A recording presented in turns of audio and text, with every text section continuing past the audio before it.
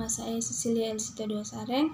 Saya dari kelompok 2. Di sini kami akan memaparkan materi mengenai instrumen dan teknik pengumpulan data.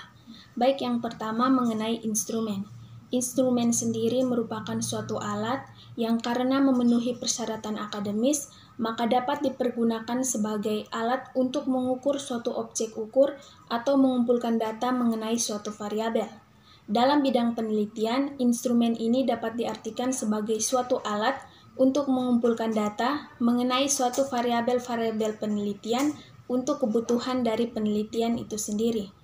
Dalam penelitian kualitatif, yang menjadi instrumen atau alat ukur penelitiannya yaitu si peneliti itu sendiri. Dalam bidang kualitatif, instrumen utamanya yaitu peneliti itu sendiri. Namun setelah fokus penelitian menjadi lebih jelas, maka kemungkinan akan dikembangkan instrumen penelitian yang lebih sederhana yang diharapkan dapat melengkapi data dan membandingkan dengan data yang telah ditemukan melalui wawancara dan observasi. Penelitian kualitatif ini, penelitinya terjun ke lapangan secara sendiri, baik melalui grand tour question, tahap focus and selection, melakukan pengumpulan data, melakukan analisis, dan membuat kesimpulan. Perkenalkan, nama saya Maria Elvinasa. Selanjutnya saya akan menjelaskan terkait dengan teknik pengumpulan data. Teknik pengumpulan data sendiri merupakan langkah yang paling utama dalam penelitian, karena tujuan utama dari penelitian adalah untuk memperoleh dan mendapatkan data.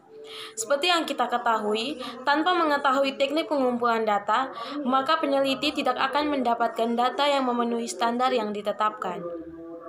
Selanjutnya, teknik pengumpulan data adalah aktivitas yang menggunakan prosedur sistematis dan standar untuk memperoleh data yang diperlukan. Dari data yang diperoleh tersebut, kemudian digunakan untuk eksploratif, untuk menguji hipotesis, dan bahan dasar dalam kesimpulan hasil penelitian. Sekian dan terima kasih. Perkenalkan, nama saya Madelina Sudakain. Saya akan membawakan materi mengenai teknik pengumpulan data. Dalam penelitian kualitatif, peneliti sekaligus berperan sebagai instrumen penelitian. Peneliti diharapkan benar-benar mampu berinteraksi dengan objek atau masyarakat yang dijadikan sebagai sasaran penelitian, dengan artian bahwa peneliti menggunakan pendekatan alamiah dan peka terhadap gejala-gejala yang dilihat, didengar, dirasakan, dan dipikirkan. Dalam pengumpulan data kualitatif, sasaran yang dapat dipelajari terkait dengan latar sosial. Situasi sosial terdiri dari 3 unsur, yaitu tempat, aktor-aktor, dan kegiatan berlangsungnya penelitian. Pengumpulan data dapat dilakukan dengan berbagai cara dan juga setting. Kalau dilihat dari berbagai setting, contohnya setting alamiah, yang kita bisa ambil contoh di sekolah berarti dengan tenaga pendidikan. Dan kalau dilihat dengan sumber data, dapat digunakan dengan sumber data primer dan sumber data sekunder.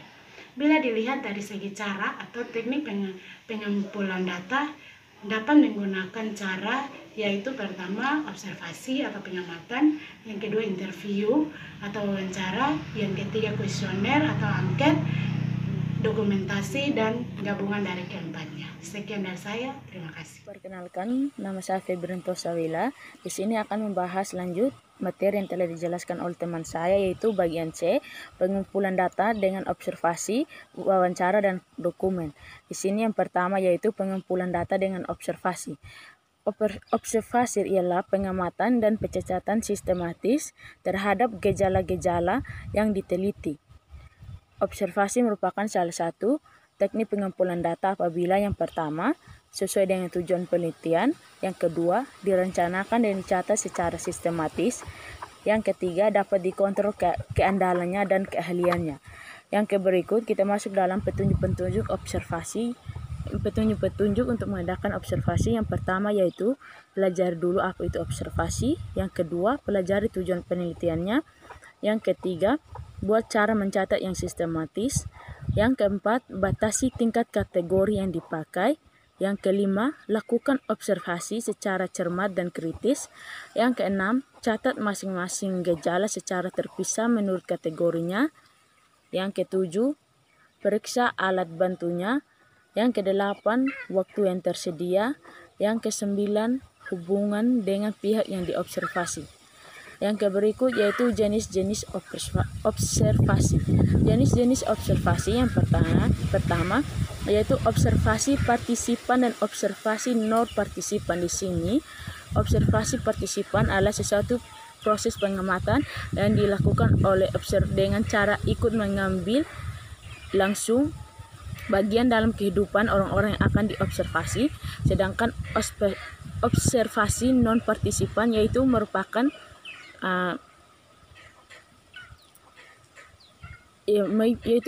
observasi yang menjadikan peneliti sebagai penonton atau penyaksi terhadap gejala yang akan diteliti. Yang kedua yaitu observasi sistematis dan observasi non sistematis. Di sini observasi sistematis adalah observasi yang diselenggarakan dengan menentukan secara sistematik faktor-faktor apa saja yang lengkap dalam kategorinya. Yang kedua, sedangkan observasi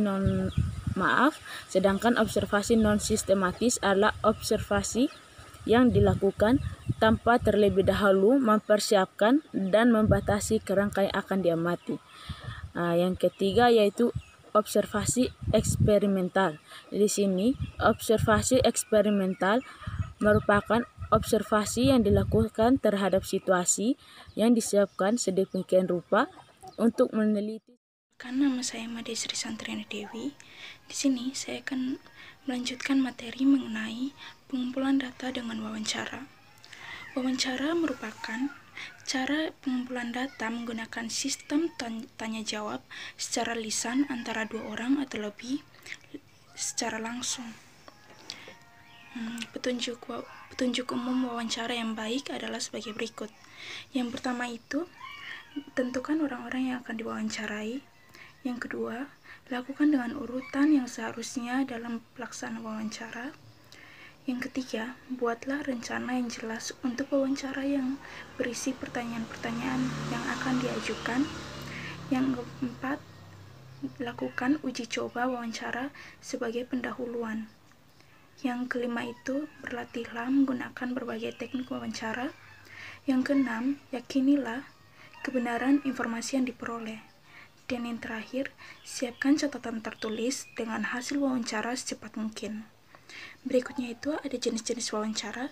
Jenis wawancara ini terdiri dari 3. Yang pertama itu ada wawancara tertutup, yang kedua wawancara terbuka, dan yang ketiga wawancara tertutup dan terbuka. Untuk wawancara tertutup sendiri, artinya wawancara yang mengajukan pertanyaan yang menuntut jawaban-jawaban tertentu. Kalau wawancara terbuka, itu wawancara yang dilakukan peneliti dengan mengajukan pertanyaan-pertanyaan yang tidak dibatasi jawabannya. Yang wawancara tertutup dan terbuka itu artinya merupakan gabungan wawancara jenis pertama dan kedua. Wawancara jenis ketiga ini paling banyak dipergunakan karena menggabungkan kelebihan dari dua jenis wawancara di atas, dari segi kekayaan data dan kemungkinan pengklasifikasian dan analisis data secara statistik. Perkenalkan, nama saya Ika Tukapenu. Saya akan menjelaskan materi selanjutnya mengenai alat-alat wawancara, kelebihan-kelebihan wawancara, dan kelemahan dalam wawancara. Nah, terlebih dahulu kita akan membahas mengenai alat-alat yang digunakan dalam wawancara. Alat bantu yang digunakan dalam wawancara yaitu yang pertama adalah buku catatan. Buku catatan ini berfungsi untuk mencatat semua percakapan ketika sedang melakukan wawancara. Yang kedua yaitu tape recorder. Tape recorder di sini berfungsi untuk merekam semua percakapan ketika wawancara tersebut berlangsung. Dan yang terakhir yaitu kamera. Kamera ini digunakan untuk memotret atau mengabadikan kegiatan dalam penelitian atau saat wawancara bersama dengan narasumber. Selanjutnya yaitu kelebihan-kelebihan wawancara. Nah, kelebihan-kelebihan dalam wawancara ini yang pertama yaitu merupakan satu teknik terbaik untuk mendapatkan data pribadi. Tidak terbatas pada tingkat pendidikan, dapat dijadikan pelengkap dan dalam teknik pengumpulan data dan lainnya. Terus yang terakhir yaitu sebagai penguji terhadap data-data yang didapat dengan teknik pengumpulan data lainnya. Dan yang terakhir yaitu kita akan membahas mengenai kelemahan-kelemahan wawancara. Nah, yang pertama yaitu harus pandai berbicara dengan jelas dan benar. Yang kedua yaitu waktu, biaya, dan tenaga tidak efisien. Yang ketiga, sangat tergantung pada kesediaan interviewer. Nah, yang keempat yaitu proses wawancara sangat mudah dipengaruhi oleh keadaan. Yang kelima, untuk objek yang luas diperlukan interviewer yang banyak. Dan yang keenam, responden bisa tidak jujur dan enggan berterus terang untuk menjawab sesuatu yang sensitif atau mengancam dirinya.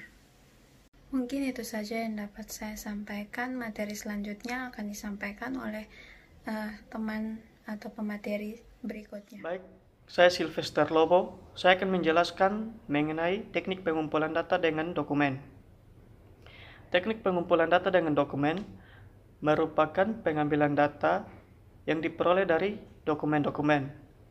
Dokumen merupakan catatan peristiwa yang sudah berlalu.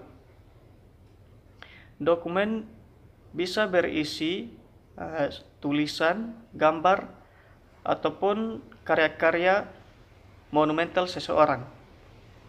Adapun keuntungan dari teknik ini yaitu biayanya relatif murah, waktu dan tenaga lebih efisien. Sedangkan kelemahan dari teknik ini yaitu data yang diperoleh dari dokumen biasanya data yang sudah lama atau dari tahun-tahun sebelumnya. Terima kasih. Perkenalkan, saya Irani Salean. Saya akan membahas mengenai triangulasi. Jadi, dalam teknik pengumpulan data, triangulasi dapat diartikan sebagai suatu teknik pengumpulan data yang bersifat menggabungkan teknik pengumpulan data dan sumber data yang telah ada. Triangulasi dibedakan menjadi dua, yaitu triangulasi teknik dan triangulasi sumber.